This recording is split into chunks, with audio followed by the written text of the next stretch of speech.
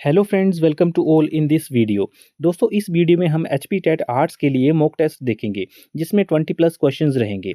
And in questions पे के answers में आपको कुछ एडिशनल इन्फॉर्मेशन भी दी जाएगी जो सारी आपके एग्जाम पॉइंट ऑफ व्यू के लिए बेनिफिशियल रहेगी। तो आप सारी इन्फॉर्मेशन को एंड आंसर्स को जो है अपनी कॉपी पर लिख सकते हैं, रिवाइज कर सकते हैं उनको। तो चलिए फर्स्ट क्वेश्चन देखते हैं। यहाँ पे फर्स्ट क्वेश्चन दिया गया है कि स्वामी विवेकानंद जी द्वारा इनमें से किस संस्था की स्थापना की गई थी। ऑप्शंस हैं हिंदू महासभा, सेकंड ऑप्शन है रामकृष्ण मिशन एंड थर्ड है ब्रह्मा समाज। ठीक है, तो आपने बताना है कि स्वामी विवेकानंद जी द्वारा कौन सी संस्था की स्थापना की गई थी। सो इसका जो राइट आंसर रहेगा वो रहेगा रामकृष्ण मिशन। ठीक है, इन्होंने रामकृष्ण मिशन की स्थापना की थी, ये की थी इन्होंने 1897 में। ठीक है, 1897 में जो थी वो रामकृष्ण मिशन की स्थापना हुई थी। एंड यहाँ पे सेकंड फर्स्ट ऑप्शन है हिंदू महासभा। अगर हम हिंदू महासभा की बात करें तो इसकी जो स्थापना की गई थी वो की गई थी मदन मोहन मालवीय द्वारा। ठीक है, और कब की थी? 1915 में। 1915 में मदन मोहन, ठीक है, मदन मोहन मालवीय। ठीक है, मदन मोहन मालवीय। एंड अगर हम थर्ड ऑप्शन की बात करें ब्रह्मा समाज, तो ब्रह्मा समाज की स्थापना जो थी राजा राम मोहन राय ने की थी। एंड ये की थी 1828, 1828 में राजा राम मोहन राय। ठीक है, राजा राम मोहन राय, राजा राम मोहन रॉय द्वारा ब्रह्मा समाज की स्थापना की गई थी। ठीक है, सो नेक्स्ट क्वेश्चन है, कांग्रेस का प्रथम मुस्लिम अध्यक्ष कौन था? ठीक है, आपने यहाँ पे बताना है कि कांग्रेस का प्रथम मुस्लिम अध्यक्ष कौन था। यहाँ पे ऑप्शंस हैं बदरुद्दीन तैयबजी, अब्दुल कलाम आज़ाद, चौधरी रहमत अली। ठीक है, सो आप इसका जो राइट आंसर रहेगा वो रहेगा ऑप्शन नंबर 1। ठीक है, बदरुद्दीन तैयबजी जो थे वो थे कांग्रेस के प्रथम मुस्लिम अध्यक्ष थे। अब सेकंड ऑप्शन है अब्दुल कलाम आज़ाद।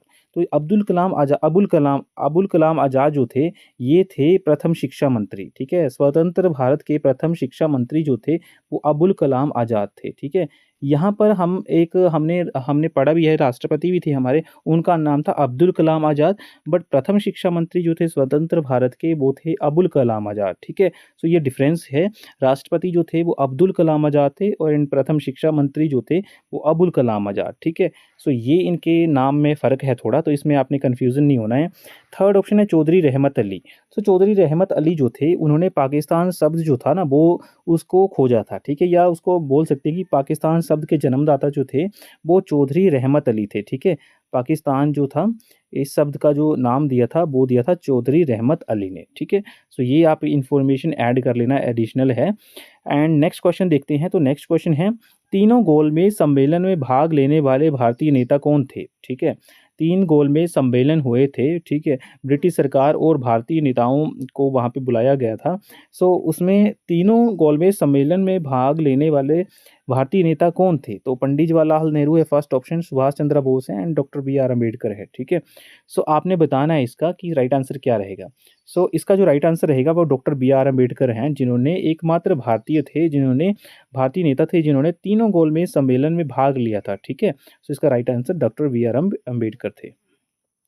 नेक्स्ट क्वेश्चन है, किस गवर्नर जनरल के शासनकाल में सेवा का मुख्यालय यहाँ पे सेना होगा। ठीक है, इसको आप कर लेना करेक्ट, सेना होगा यहाँ पर। सो यहाँ पे ऑप्शन बोला गया है कि किस गवर्नर जनरल के शासनकाल में सेना का मुख्यालय शिमला में स्थानांतरित कर दिया था। लॉर्ड कर्जन, लॉर्ड डलहौजी या लॉर्ड एल्गिन। सो इसका जो राइट आंसर रहेगा वो रहेगा लॉर्ड डलहौजी। ठीक है, लॉर्ड डलहौजी द्वारा जो है वो सेना का मुख्यालय जो था वो शिमला स्थानांतरित कर दिया था। ठीक है, अब लॉर्ड डलहौजी जो है इनके नाम से बहुत सारी जो और चीज़ें हैं वो भी जुड़ी हुई हैं, जैसे डॉक्ट्रिन ऑफ लैप्स पॉलिसी है। ठीक है, ये सबसे इम्पोर्टेंट है। ठीक है, डॉक्ट्रिन ऑफ लैप्स पॉलिसी जो है ना ये सबसे इम्पोर्टेंट चीज़ है जो कि लॉर्ड डलहौजी के नाम से जुड़ी हुई है। उसके बाद है, अगर हम बात करें जैसे कलकत्ता, मद्रास और बम्बई था तो वहाँ पर एक एक विश्वविद्यालय की स्थापना जो थी वो भी लॉर्ड डलहौजी के टाइम पर हुई थी। ठीक है, 1897 में हुई थी। एंड इसके बाद सबसे मेन चीज़ जो है वो रेलवे। ठीक है, तो रेलवे का जनक जो है भारत में वो लॉर्ड डलहौजी को माना जाता है। जब 16 अप्रैल, ठीक है, 16 अप्रैल की बात है 1853 में। ठीक है, तो बॉम्बे से थाने के बीच जो रेल चलाई गई थी, वो लॉर्ड डलहौजी द्वारा ही चलाई गई थी, जो कि 34 किलोमीटर के जो रेल थी, 34 किलोमीटर का जो रेल ट्रेंच था, वो चला था वहाँ पर, ठीक है? बॉम्बे से ठाणे के बीच में, एंड ये चला था 16 अप्रैल 1853 में। एंड रेलवे का जनक जो था वो जन्मदाता जो था वो लॉर्ड डलहौजी को भारत में बोला जाता था, ठीक है? उसके बाद हम बात करें तो पहली बार डाक सेवा जो थी वो भी इसी के टाइम में जो है वो शुरू की गई थी, ठीक है? डाक सेवा भी लॉर्ड डलहौजी से ही जुड़ी हुई है, ठीक है? पहली बार जो थी वो डाक सेवा का शुरुआत हुई थी। उसके बाद हम बात करें तो कलकत्ता से आगरा के बीच में पहली बार बिजली संचालित होने वाली तार सेवा जो थी वो भी लॉर्ड डलहौजी के टाइम में ही 1853 में शुरू हुई थी।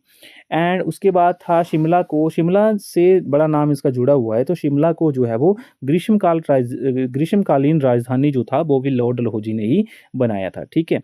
उसके बाद सती प्रथा को रोकने में, ठीक है, सती प्रथा को रोकने, ये भी बड़े इंपॉर्टेंट चीज़ है, तो सती प्रथा को रोकने में भी लॉर्ड डलहौजी जो थे, इनका योगदान रहा है, ठीक है? सती प्रथा, तो ये चीज़ आप इन एडिशनल चीज़ों को नोट डाउन कर लेना, ठीक है? नेक्स्ट क्वेश्चन देखें हम, तो नेक्स्ट क्वेश्चन है किसके शासनकाल में नियमित जनगणना प्रारंभ हुई थी? लॉर्ड रिपन, लॉर्ड लिटन या लॉर्ड माउंटबेटन, ठीक है? सो आपने ये बताना है कि नियमित जनगणना, जैसे हर 10 वर्षों के बाद जो है वो जनगणना होती है भारत में, तो आपने बताना है कि ये इसकी शुरुआत कब हुई थी? तो इसका जो राइट आंसर रहेगा वो लॉर्ड रिपन रहेगा, ठीक है? और ये कब शुरू हुई थी? 1881 में।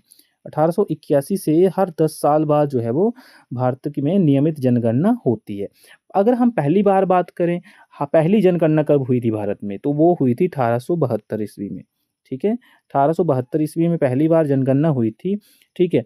बट क्या है कि 1881 में जब जनगणना हुई दूसरी बार, तो उसके बाद हर 10 साल के बाद नियमित जनगणना होना शुरू हो गई, ठीक है? सो ये इस 2 चीज़ें हैं, इनमें कन्फ्यूज़ नहीं होना है आपने। अगर नियमित जनगणना की बात आएगी तो 1881 में, अगर पहली बार जनगणना की बात आएगी तो वो 1872 में होगा इसका आंसर, ठीक है? नेक्स्ट क्वेश्चन की बात करें तो एनी बेसेंट ने होम रूल लीग की स्थापना 1916 में कहाँ पर की थी? तो ये आपने बताना है कि एनी बेसेंट ने होम रूल लीग की स्थापना 1916 में कहाँ पर की थी? मद्रास, चेन्नई एंड दिल्ली। तो इसका जो राइट आंसर रहेगा वो रहेगा मद्रास, ठीक है? तो मद्रास में जो वैसे तो मद्रास एंड चेन्नई का नाम एक ही बात है, ठीक है? क्योंकि पहले जो था वो जैसे 1947 से पहले जब ब्रिटिश गवर्नमेंट थी इंडिया में, तब मद्रास बोला जाता था, अब जो है वो नाम चेंज कर दिया है, वो चेन्नई बोला जाता है अब, ठीक है? सो इसका जो राइट आंसर रहेगा वो मद्रास, आप इसको राइट आंसर बोलेंगे, ठीक है? नेक्स्ट क्वेश्चन की बात करें तो अंग्रेजों की किस नीति के कारण विदेशी वस्तुओं का बहिष्कार कर दिया था? बंगाल विभाजन के विरोध में, अत्यधिक कर के विरोध में या जलियांवाला बाग हत्याकांड के विरोध में? तो आपने इसका बताना है।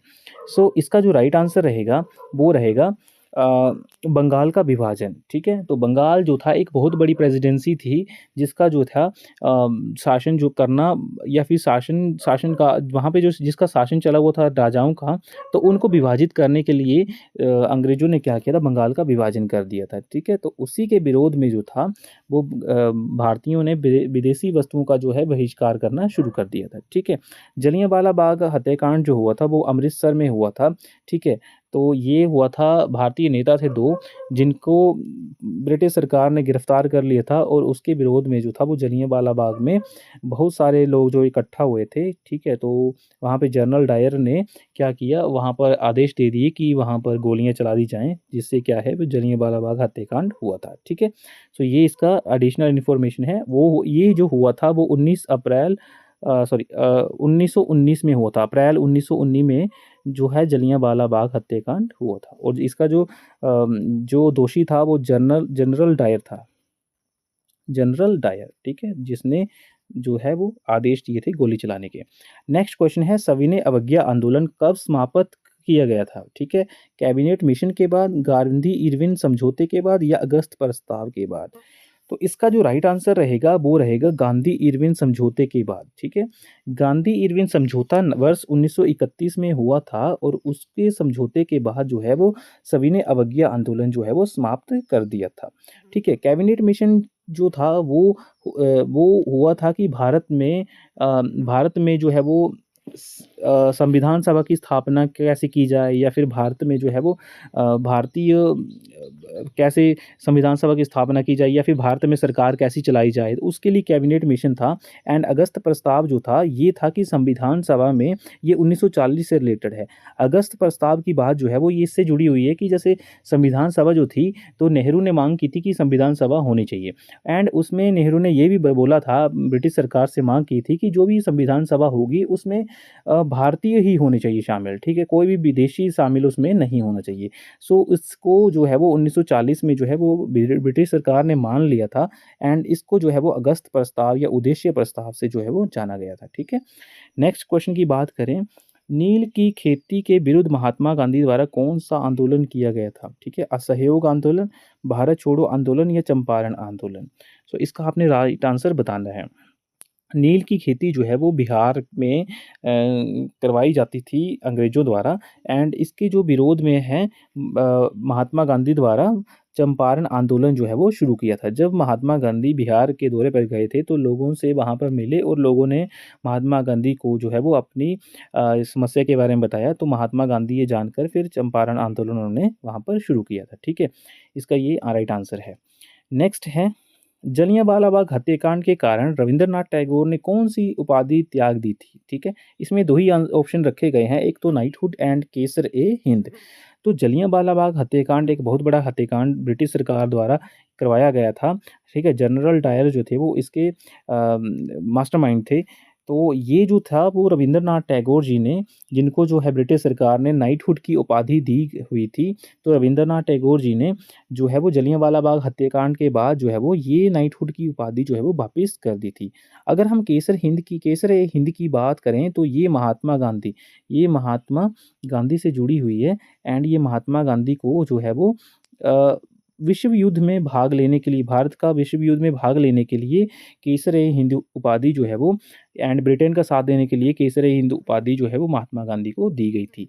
तो महात्मा गांधी ने ये अपनी उपाधि भी जलियांवाला बाग हत्याकांड के बाद लौटा दी थी, ठीक है। तो दोनों ही इंपॉर्टेंट है ऑप्शंस। एंड दोनों ही, एक महात्मा गांधी और दूसरा रविंद्रनाथ टैगोर से जुड़े हुए हैं, ठीक है। नेक्स्ट क्वेश्चन की बात करें तो किस समिति की सिफारिश पर संविधान में मौलिक कर्तव्य को जोड़ा गया, ठीक है। तो इसमें बलवंत राय मेहता का समिति थी, एल एम सिंघवी समिति थी, सरदार स्वर्ण सिंह समिति थी, ठीक है। दोस्तों यहाँ से पॉलिटिकल साइंस के क्वेश्चन शुरू हो रहे हैं आपके। सो ये भी इंपॉर्टेंट क्वेश्चंस हैं, आप इनको पूरा देखिएगा। सो इसमें आपने राइट आंसर बताना है कि संविधान में मौलिक कर्तव्यों को किस समिति की सिफारिश पर जोड़ा गया था। तो इसका जो राइट आंसर रहेगा वो रहेगा ऑप्शन नंबर 3, ठीक है, सरदार स्वर्ण सिंह समिति द्वारा, ठीक है। और ये जो है वो भाग भाग 4 और ए, ठीक है, भाग 4 ए इसमें जोड़ा गया है। और अनुच्छेद जो है वो, अनुच्छेद इसमें रहेगा अनुच्छेद 51, ठीक है, 51 ए। तो इन दोनों में प्रावधान किया है मौलिक कर्तव्यों का, ठीक है। एंड अगर हम एल एम सिंघवी समिति की बात करें तो ये पंचायती राज व्यवस्था से जुड़ी हुई है, ठीक है, पंचायती पंचायती राज व्यवस्था, ठीक है। अगर हम बलवंत राय मेहता समिति की बात करें तो इसका मैं आपको बताऊँगा ऑप्शंस में, सॉरी कमेंट बॉक्स में बता दूँगा, या फिर आप बताना मेरे को कमेंट बॉक्स में कि बलवंत राय मेहता समिति जो है वो किससे जुड़ी हुई है, ठीक है। 2 का आपने इंपॉर्टेंट चीज़ है ये याद रखना है, एल एम सिंघवी समिति पंचायती से, एंड सरदार स्वर्ण सिंह समिति जो है वो मौलिक कर्तव्यों से। नेक्स्ट है, प्रधानमंत्री, मुख्यमंत्री और मंत्रिपरिषद के बीच में संवाद की मुख्य कड़ी किस अनुच्छेद के में आती है? अनुच्छेद 78, अनुच्छेद 65 और अनुच्छेद 75, ठीक है। तो इसका जो राइट आंसर रहेगा वो रहेगा अनुच्छेद 78, ठीक है, ऑप्शन नंबर 1। तो ये है प्रधानमंत्री, मुख्यमंत्री और मंत्रिपरिषद के बीच में जो संवाद है वो अनुच्छेद 78 के तहत जो है वो होता है, ठीक है। अगर हम अनुच्छेद 65 की बात करें तो ये है कि जब राष्ट्रपति का पद खाली रहता है ना, तो उस पर जो है वो उपराष्ट्रपति कार्यवाहक राष्ट्रपति के रूप में कार्य करता है। तो ये अनुच्छेद 65 जो है वो इसका राइट आंसर रहेगा। अब आपने मेरे को ऑप्शन में बताना, कमेंट में बताना है कि कौन-सा उपराष्ट्रपति जो है, जब राष्ट्रपति का पद खाली हुआ था तो उन्होंने, उपराष्ट्रपति ने कार्यवाहक राष्ट्रपति के रूप में कार्य किया है, ठीक है। तो आपने उस उपराष्ट्रपति का नाम बताना है। अगर हम अनुच्छेद 75 की बात करें तो ये है प्रधान की मंत्री की नियुक्ति राष्ट्रपति करेगा। इस अनुच्छेद में जो है वो प्रावधान दिया गया है, ठीक है, कि प्रधानमंत्री की नियुक्ति जो है वो राष्ट्रपति करता है, ठीक है। जिस भी पार्टी का बहुमत साबित हो जाता है संसद में, तो उस पार्टी से जो है वो एक नाम जाता है राष्ट्रपति के पास कि उसको जो है प्रधानमंत्री नियुक्त किया जाए। तो राष्ट्रपति जो है वो उसको राष्ट्रपति जो है वो प्रधानमंत्री नियुक्त करते हैं। किस अनुच्छेद के तहत? अनुच्छेद 78 के तहत, ठीक है। नेक्स्ट क्वेश्चन है, भारत ने कब राष्ट्रमंडल में अपनी सदस्यता का सत्यापन किया था? सो इसका जो राइट आंसर रहेगा वो रहेगा 1949 में, ठीक है, 49 में। तो 1950 में जो है भारत में संविधान लागू हुआ था, 1947 में जो भारत आज़ाद हुआ था, एंड 1949 में जो है वो राष्ट्रमंडल में अपनी सदस्यता जो है वो ग्रहण भारत ने की थी। नेक्स्ट है, प्रांतीय संविधान समिति के अध्यक्ष कौन थे? ठीक है, प्रांतीय संविधान समिति के अध्यक्ष कौन थे? अब जो संविधान सभा थी उसमें बहुत सारी समितियां बनी हुई थी, तो जिनमें प्रांतीय संविधान समिति भी थी, आपने बताना है कि उसके अध्यक्ष कौन थे?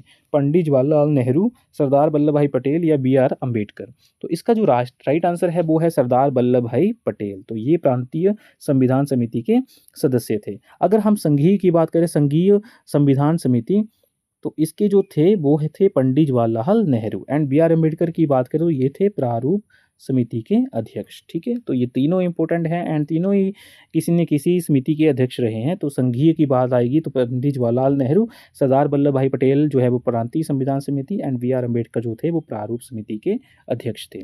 नेक्स्ट हम बात करें, संविधान में नीति निर्देशक सिद्धांत किस देश से लिए गए हैं? ब्रिटेन, दक्षिण अफ्रीका या फिर आयरलैंड। तो इसका जो राइट आंसर है, नीति निर्देशक सिद्धांत बहुत बार क्वेश्चन में पेपर में पूछा जाता है। हर किसी भी डिपार्टमेंट के पेपर की बात करेंगे तो नीति निर्देशक सिद्धांत जो है वो बड़ा इंपॉर्टेंट है और बड़ा ज़्यादा रिपीट जो है वो होता है। तो इसका जो राइट आंसर है वो आयरलैंड है, ठीक है। आयरलैंड जो है वहाँ से, आयरलैंड के संविधान से जो है वो नीति निर्देशक सिद्धांत जो है वो भारत के लिए लिए गए हैं। अगर हम ब्रिटेन की बात करें तो ब्रिटेन में है सिंगल सिटीजनशिप या एकल नागरिकता, ठीक है। एकल नागरिकता जो है वो ब्रिटेन से ली हुई है, या फिर विधि निर्माण पर। अगर हम संविधान संशोधन की बात करें तो ये जो है वो दक्षिण अफ्रीका से लिया गया है, ठीक है। तो संविधान में नीति निर्देशक सिद्धांत जो है वो आयरलैंड से लिए गए हैं। ब्रिटेन से जो है वो एकल नागरिकता एवं विधि निर्माण प्रणाली जो है वो ब्रिटेन से ली हुई है। अगर हम दक्षिण अफ्रीका की बात करें तो इसमें संविधान संशोधन जो है वो दक्षिण अफ्रीका से लिया हुआ है, ठीक है। नेक्स्ट हम बात करें, भाषा के आधार पर गठित होने वाला पहला राज्य कौन था? आंध्र प्रदेश, राजस्थान या हिमाचल प्रदेश, ठीक है। भाषा के आधार पर जो है वो कौन सा राज्य है? तो भाषा के आधार पर जो पहला राज्य बना था वो आंध्र प्रदेश बना था, ठीक है। सो यहाँ पर आंध्र प्रदेश जो था वो पहला राज्य था भाषा के आधार पर बनने वाला, एंड इसके लिए बहुत बड़ा आंदोलन हुआ था, ठीक है। तो ये आप उसको पढ़ सकते हैं। अब बाद में अगर आपने जानना होगा तो कमेंट बॉक्स में बताना, मैं उसकी स्टोरी आपको बता दूंगा। एंड आंध्र प्रदेश का राइट आंसर रहेगा। अगर हम राजस्थान की बात करें तो पंचायती राज व्यवस्था का प्रथम राज्य है ये, पंचायती राज व्यवस्था को अपने राज्य में शामिल करने वाला, ठीक है, या इम्प्लीमेंट करने वाला। तो ये बात इसमें पंचायती राज व्यवस्था, ठीक है, इसको याद रख लेना, पंचायती राज व्यवस्था, ठीक है ये। नेक्स्ट है, किस अनुच्छेद के तहत संविधान में संशोधन करने का अधिकार है? ठीक है, अब संविधान संशोधन जो है वो दक्षिण अफ्रीका से, अभी हमने पिछले क्वेश्चन में पढ़ा, अब यहाँ पे आ गया कि किस अनुच्छेद के तहत जो है वो हम संविधान में संशोधन कर सकते हैं। तो इसका जो राइट आंसर रहेगा वो अनुच्छेद 368 रहेगा, ठीक है। 368 के तहत जो है वो संविधान में संशोधन किया जा सकता है। अगर हम अनुच्छेद 356 की बात करें तो ये है राष्ट्रपति शासन के रिलेटेड, ठीक है, राष्ट्रपति शासन से रिलेटेड, ठीक है। राष्ट्रपति शासन जो है वो अनुच्छेद 356 के तहत लगता है। देखो, 2 और शासन होते हैं या फिर आपातकाल होते हैं, जैसे राष्ट्रीय आपातकाल, तो वो लगता है आर्टिकल या अनुच्छेद 352 के तहत, एंड जो वित्तीय आपातकाल होता है वो लगता है 360 अनुच्छेद 360 के तहत, ठीक है। तो ये बात आपने याद रखना है। लास्ट इसमें 280 भी है, ये जो जुड़ा हुआ है, ये जुड़ा हुआ है आपका वित्त आयोग के गठन के अधिकार, ठीक है। वित्त आयोग का जो गठन होता है वो अनुच्छेद 280 के तहत होता है, ठीक है, वित्त आयोग। तो इसको भी आप नोट डाउन कर लें, ये इंपॉर्टेंट चीज़ें हैं। नेक्स्ट है, केंद्र सरकार ने योजना आयोग का नाम बदलकर नीति आयोग किस वर्ष रखा था? 1 जनवरी 2015 को, 1 जुलाई 2017 को, या 8 नवंबर 2016 को। तो इसका जो राइट आंसर रहेगा वो ऑप्शन नंबर 1 रहेगा। 1 जनवरी 2015 को जो है वो केंद्र सरकार ने, या ऐसा बोलें प्रधानमंत्री नरेंद्र मोदी जी ने योजना आयोग का नाम बदलकर वित्त नीति आयोग जो है वो रखा था। अगर हम 1 जुलाई 2017 की बात करें तो यहाँ पर जीएसटी जो है वो लागू हुआ था इस दिन, ठीक है? जीएसटी प्रणाली जो है वो इस दिन लागू हुई थी। अगर हम 8 नवंबर 2016 की बात करें तो इस दिन जो है वो नोटबंदी हुई थी, ठीक है? नोटबंदी जो है वो इस दिन हुई थी। तो ये चीज़ें जो है वो आप नोट डाउन कर सकते हैं। नेक्स्ट है मुख्य चुनाव आयुक्त का कार्यकाल कितने वर्षों के लिए होता है? ठीक है? तो मुख्य चुनाव आयुक्त जो हैं वो उनका कार्यकाल 6 वर्ष, 3 वर्ष या फिर 5 वर्ष। तो इसका जो राइट आंसर है वो रहेगा 6 वर्ष, ठीक है? 6 वर्षों के लिए जो है वो मुख्य चुनाव आयुक्त का जो है वो कार्यकाल होता है। अगर हम अधिकतम आयु की बात करें तो 65 इयर्स या 65 वर्ष जो है वो अधिकतम जो है वो मुख्य चुनाव आयुक्त की आयु होनी चाहिए। इसके बाद नहीं वो अपने पद पर रह सकते हैं, ठीक है? नेक्स्ट है अगर उपराष्ट्रपति अपना त्यागपत्र देना चाहता है तब वो किसे देगा? तो इसका जो ऑप्शन है मुख्य न्यायाधीश, राष्ट्रपति या प्रधानमंत्री। तो इसका जो राइट आंसर रहेगा वो उपराष्ट्रपति अपना जो त्यागपत्र है वो राष्ट्रपति को सौंपता है, ठीक है? अगर राष्ट्रपति की बात आ जाएगी तो राष्ट्रपति अपना जो है वो उपराष्ट्रपति को, ठीक है? राष्ट्रपति की बात आएगी तो राष्ट्रपति अपना त्यागपत्र उपराष्ट्रपति को देता है, ठीक है? देखो, आप इसको याद कैसे रख सकते हैं? ये उल्टा है, अगर राष्ट्रपति त्यागपत्र देना चाहे तो वो राष्ट्रपति को देगा, अगर उपराष्ट्रपति देना चाहे तो वो राष्ट्रपति को देगा, ठीक है? यहाँ पर प्रधानमंत्री भी जुड़ा हुआ है, तो प्रधानमंत्री जो है वो अपना जो इस्तीफ़ा है या फिर त्यागपत्र है वो राष्ट्रपति को देता है, ठीक है? तो इसमें आपने ये बातें याद रख लेनी है। अगर हम मुख्य न्यायाधीश की बात करें तो इसमें आपने कमेंट बॉक्स में बताना है कि ये किसको अपना त्यागपत्र जो है वो देगा, ठीक है? नेक्स्ट तो खत्म हो गए क्वेश्चन, तो इतने ही क्वेश्चन थे, है ना? 20 क्वेश्चन मेरे ख्याल से इसमें आए हैं, 20 क्वेश्चन रखे रहे थे। ये सारे क्वेश्चन आपके एग्ज़ाम पॉइंट ऑफ व्यू से रिलेटेड हैं एंड इसमें कुछ एडिशनल इन्फॉर्मेशन भी रही है जो कि आपके एग्ज़ाम पॉइंट ऑफ व्यू से बहुत ही इंपॉर्टेंट है। तो आप इन क्वेश्चंस को लिख लें अपनी कॉपी पर एंड बार-बार इनको प्रैक्टिस करें, रिवाइज़ करें, ठीक है? सो मिलते हैं नेक्स्ट वीडियो में, तब तक के लिए bye bye and thank you.